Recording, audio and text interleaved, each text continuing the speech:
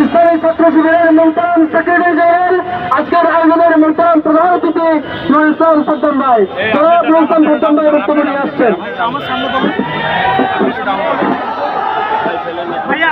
أعوذ بالله من الشيطان الرجيم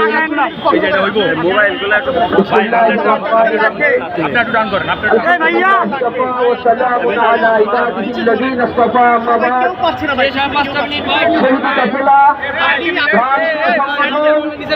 বাংলাদেশ ইসলামী ছাত্র শিবির কর্তৃক আয়োজিত বিগত 15 বছর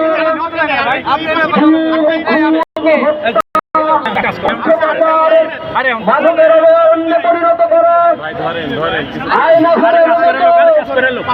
যে নজির যারা রেখেছে সেই ফ্যাসিবাদী আওয়ামী লীগের জুলাই গণ অভ্যুত্থানকালীন তাদের নেতৃত্বে যে গণহত্যা পরিচালিত হয়েছে সেই গণহত্যার বিচারের দাবিতে আজকে এই ঐতিহাসিক গণ মিছিলে আমাদের সাথে উপস্থিত সম্মানিত নেতৃবৃন্দ, সম্মানিত সাংবাদিক বন্ধুগণ, আইন শৃঙ্খলায় নিয়োজিত আইন শৃঙ্খলা বাহিনীর সম্মানিত সদস্যবৃন্দ ও একান্ত উপস্থিতি ছাত্র জনতা, আসসালামু আলাইকুম ওয়া রাহমাতুল্লাহি ওয়া বারাকাতুহু। সংগ্রামী উপস্থিতি, আমরা অত্যন্ত দুঃখ ভারাক্রান্ত হৃদয়ে এখানে উপস্থিত হয়েছি। জুলাই গণ অভ্যুত্থান পরবর্তী 6 মাস পেরিয়ে গেল আমরা এদেশে যারা বাংলাদেশের মানচিত্রকে কলুষিত করেছে, এদেশে বাকশাল কায়েম করে তৎপরবর্তী এদেশকে একটি ভঙ্গুর দেশে পরিণত করার নীল নকশা করেছিল, সর্বশেষ জুলাই গণ অভ্যুত্থানের কালীন সময়ে যাদের হাতে নির্বিচারে সাধারণ ছাত্র জনতা নিহত হয়েছে, এই পতিত ফ্যাসিস্ট স্বৈরাচার আজ পর্যন্ত 6 মাসের মধ্যে আমরা তাদের বিচার নিশ্চিত করতে দেখি নাই। আমরা কাল বিলম্ব দেখছি। আমরা হুঁশিয়ার করে দিতে চাই, অনতি বিলম্বে এই ফ্যাসিবাদের বিচার এই বাংলার মাটিতে কার্যকর করেই পরবর্তী কোন নির্বাচনের দিকে সরকারকে যেতে হবে। আপনারা লক্ষ্য করেছেন বিগত 15 বছরে শুধুমাত্র দেশের টাকা বিদেশে পাচার করেছেন 240 বিলিয়ন ডলার তারা দেশের থেকে পাচার করেছে। কত টাকা তারা লুটপাট করেছে, লুণ্ঠন করেছে তার কোনো হদিস নাই।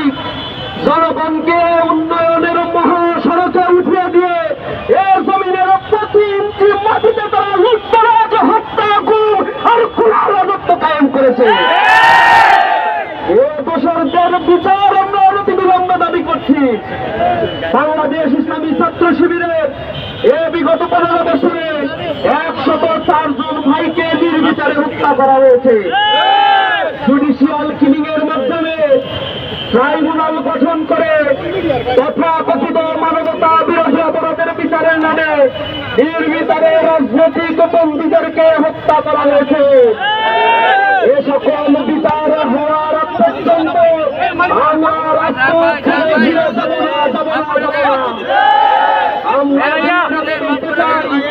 আমরা বিগত 6 মাস দেখতে পাচ্ছি কিছু রাজনৈতিক তারা বিচারে সরবনা থেকে পাচ্ছেন সাদাবাদী কার্যক্রমের মধ্যে ঢুকে পড়েছে। জাতীয় অবস্থায় ঐক্যের বদলে তারা ফাটল ধরানোর চেষ্টা করছে। আমরা এ জাতিকে ঐক্যবদ্ধভাবে সুন্দর একটি বাংলাদেশ বিনির্মাণ করার জন্য আহ্বান জানাচ্ছি। রাজনৈতিক নেতাদের যদি সুযোগ সুবিধাই না হয় তাহলে আরেকটি অভ্যুত্থানের জন্য প্রস্তুতি নয়। আমরা বলতে চাই, এদেশ আমার, এদেশের স্বাধীনতার সার্বভৌমত্বের হিসেবে ইসলামী ছাত্র শিবির স্বাধীনতা উত্তর ছাত্র জনতাকে নিয়ে গঠনমূলক কার্যক্রম আর অন্যায়ের প্রতিবাদ করে যাচ্ছে। সরকারকে আহ্বান জানাই, আপনারা সময় ক্ষেপণ করবেন না। আপনাদেরকে এখানে বসানো হয়েছে এ ছাত্র জনতার গণহত্যার বিচার নিশ্চিত করার জন্য। আমরা দেখেছি এখনো পর্যন্ত যারা আহত সংযুক্তকরণ করেছে তাদের চিকিৎসা আমরা আহাজারি শুনতে পাচ্ছি মায়েদের, তাদের থেকে আমরা দেখতে পাচ্ছি যে তারা অর্থের কারণে দাঁড়িয়ে করছে। তাদের সন্তান মারা গিয়েছে, তাদের প্রতিশ্রুতি দেওয়া হয়েছিল, কিন্তু প্রতিশ্রুতি দেওয়া অর্থ তারা এখনো পর্যন্ত হাতে পায়নি। শহীদ পরিবারের দায় দায়িত্ব নেওয়ার কথা ছিল, কিন্তু আমরা লক্ষ্য করছি এক্ষেত্রেও গরিমসি তারা করছে। আমরা স্পষ্টভাবে বলতে চাই, বাংলার এই জমিনকে সুন্দরভাবে সাজিয়ে তোলার জন্য, ফ্যাসিবাদকে নির্মূল করার জন্য ছাত্র জনতা আবার ঐক্যবদ্ধ হয়ে গণ আন্দোলন গড়ে তুলবে ইনশাআল্লাহ।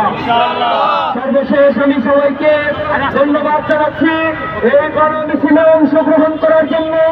আমরা প্রতিবাদ এর বিচার যতদিন পর্যন্ত না হবে ততদিন পর্যন্ত রাস্তাতে থেকে আমরা প্রতিবাদ জানাবো, দাবি আদায় করবো এবং এই বাংলার জমিনে আওয়ামী সন্ত্রাসীদের, নিকৃষ্ট ফাঁসিদের, নিষিদ্ধ ছাত্রলীগের বিচার আমরা নিশ্চিত করবো ইনশাআল্লাহ।